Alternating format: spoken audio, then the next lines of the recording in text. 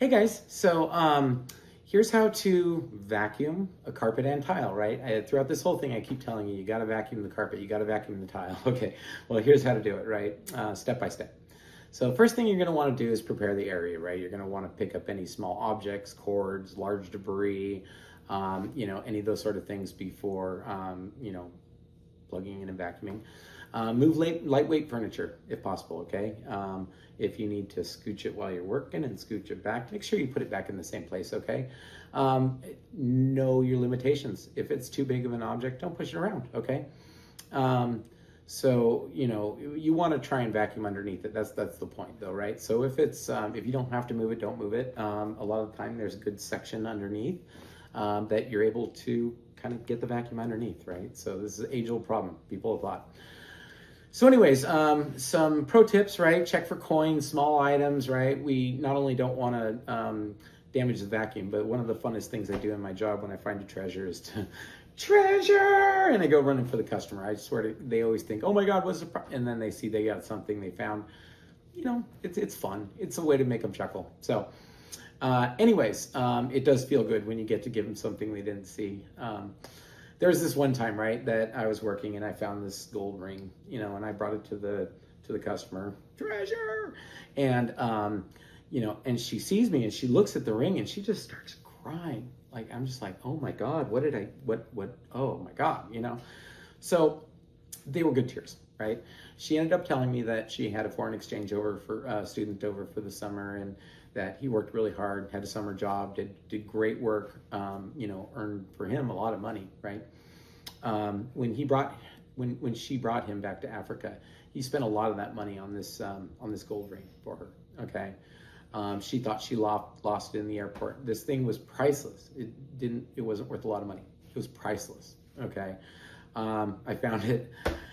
You know what? To this day, I think back on that treasure I found, and it just makes me feel so good. I was able to find something she thought she had lost forever, and until you hit that, you're gonna love it. Okay. So anyways, once you've got everything cleared out of there, you've checked for any doodads or gadgets or jewelry, right? And then bring them to the customer. If you found anything, then go ahead and start vacuuming the carpet, all right? So you want to set the vacuum to the appropriate height for the pile. Now, the vacuums that we use, they auto-adjust, so you really don't need to worry about that, okay? And then you want to vacuum slowly and overlap in areas. Now, I don't mean like comically slow, okay?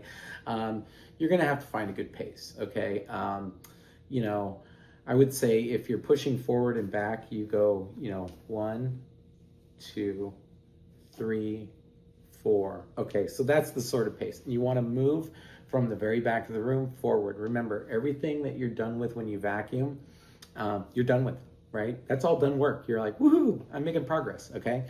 You're gonna want to overlap, okay, and lift up as much dust as you can. And so you don't want to just like do this, because it takes a second for that vacuum to actually pull that up, okay? So don't rush, all right? These are some pro tips here. Don't rush. Slower passes mean a deeper clean, okay? So another important thing, empty the vacuum canister, right? Or replace the bag when it's full. Typically we use a HEPA filtered bag vacuum because we don't want to kick up all that dust. It's the last part of our process, right? We've just done everything to keep that dust off of everything, right? And so we use a HEPA filtered bag, right? So that all that dust doesn't just poof, go right back out and make everything dirty again, right? So that's a really important thing, right? Another really, really important thing about using a vacuum bag is that after it's 3/4 full, it isn't working anymore, okay? You might as well not even have a vacuum because it's not pulling anything up. It needs that room to create the vacuum pressure, all right? So even if you empty them at a half a bag, it's totally fine with me, okay? Just be mindful, stay on top of it. There was this time we had an employee, he was vacuuming, doing a great job, pulled up a ton of pet hair, stuff like that, and didn't empty the customer's vacuum. It was a different kind of job. We always come over with equipment, but for some reason he was using their canister vac and left it full, right? And it's really interesting because initially I never thought I'd have to really say that. There's a bucket full of of pet hair, and dirt, to take it out, dump it out, right? So just be mindful. You're going to have to think about it, right? So especially when you can't see it, right? So inside the bag, you're not going to be able to see it. So every once in a while, just push in there, see how puffy it is, okay? So vacuuming tile or hardwood floor, right? So, you don't want to use the attachment at the end of the vacuum that has the beater brush, right? That's the brush that goes around and agitates, okay? Remember the A part of our tact cleaning?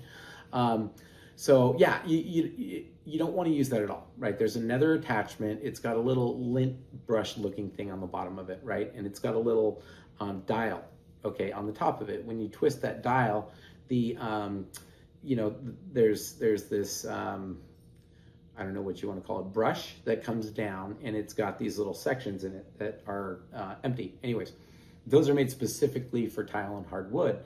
And the reason it has those little grooves in it is so that any larger objects can be pulled up through there, okay? So they're made specifically for tile and hardwood. Look for it. It doesn't have a beater brush, but it should be with your vacuum stuff, okay? So anyways, another thing when you're dealing with hardwood or tile is you want to use it with the floor brush attachment, right? And so you don't need to get down on your hands and knees to use the vacuum in there to get everything out of the, out of the grout. But you want to spend a little extra time when you're pulling it over grout, because grout's really porous, right? And it wants to hang on to that stuff. So, take a little extra time, but nothing ridiculous, right? Just a little extra time to vacuum so it all gets taken up, okay? The beater bar, guys, that's really important because it can scratch tile, it can splatter debris, it can kick up dust. It's not just using suction. Okay, that little bar in there is spinning. So, anyways, you definitely, and this is the best part about using a vacuum, guys, is that when you're going around and you're getting that edge between the baseboard and you're getting inside those little corner edges that always have stuff, it's effortless, right? You don't have to scrape it out with your fingernail. You just put the little attachment down there, it comes right up. So be sure to use the right tool for the job. You'll find, again, those crevice tools, attachments, things like that, attach right to your wand. You should have them with your vacuum tools, okay? So, really when you're vacuuming, you got to think, where is dust building up, right? Where can't they vacuum? Where haven't they vacuumed, okay? Maybe their tools aren't for it. So there's that area that's between the baseboard, okay, and the carpet or the tile, okay? That area right there never ever gets vacuumed out, never ever gets cleaned out. So, dust builds up there over time because they never get it. And so you want to make sure and use the brush attachment on the vacuum to get those areas. It'll knock off any dust that's stuck on the top of the baseboard, but also get in that crevice area, right? We want them to look around at all those little details. And, when you're walking around your house, you're most likely looking at the floor, right? Looking for a trip hazard. So you look down there, you see a dirty baseboard, you see some dust on the wall. You blew it, right? So anyways, be sure to check under tables, around vents, behind doors. Behind doors are always so important, guys. If you see a door the rest of your life and you don't look behind it, that's the sort of pattern I want to get in your head, okay?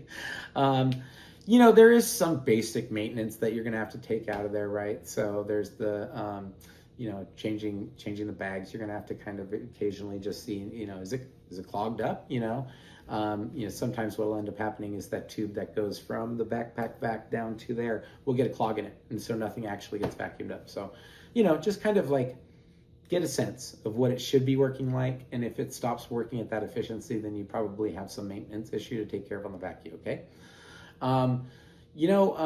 Vacuum bags. I mean, those are so important. I almost say change it between each job, but that's really not necessary. We got to keep them at about, half. Right? Half full, throw them away.